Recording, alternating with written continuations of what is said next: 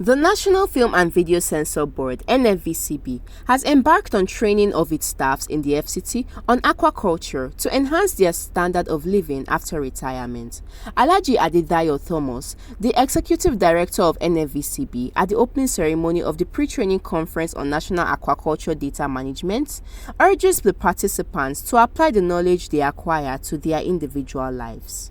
Thomas, represented by Mrs. Bola Athar, Director of Service Innovation Department, charged the participants to utilize the opportunity by making judicious use of the knowledge acquired to empower themselves and the society at large. As a regulator, we are supposed to have other means of livelihood apart from censoring and classifying films.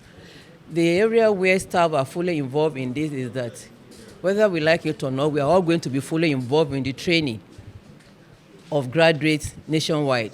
And for that to be done, the staff of the board have to be empowered, have to be trained fully so that they can go along with the consultant in training the whole society. It's never too late to do anything in life. The board has been fully engaged in censoring films and everything, but we're also aware that there's life after censorship, there's life after film industry. Every organization, whether we like it or not, have retirement age. And the time will come when our staffs and other graduates too are going to retire from active service wherever they are working. And then the kind of PP business along the line where they can get themselves again, so that you won't be able to be waiting only for gratuity and pension before you empower yourself or you train yourself.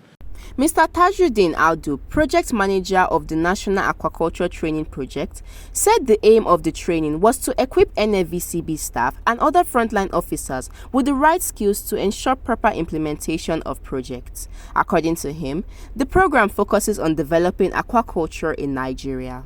And basically, our aim is to educate the people that are the frontliners for the implementation of this project. The project is basically about developing aquaculture in Nigeria.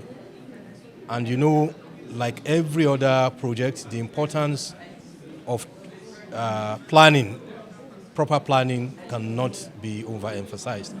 And part of the planning is this pre-training conference. And right after this, we expect that people will be deployed nationwide to carry out data collection, to also arrange for the training of the targeted graduates. Mr. Dele Oguntebi, a management consultant, said that the training of the NFVCB staff on aquaculture, also known as aqua farming in data management, would enable them to deliver on projects effectively. We are looking forward to carrying out a nationwide training on aquaculture. Like you know, aquaculture is aqua farming, and also on data management in the area of aquaculture. If you look at the world around you, you find out that over the years, people have learned to cultivate, to go into agriculture. You have plants, you have food that you need to reproduce. And what we're trying to do is that we are trying to sensitize the members of this agency, the staff of this agency, so that when they go across the country, they will have a background knowledge of what the skills, what the gap, aquaculture gap is, and how do we fill this gap.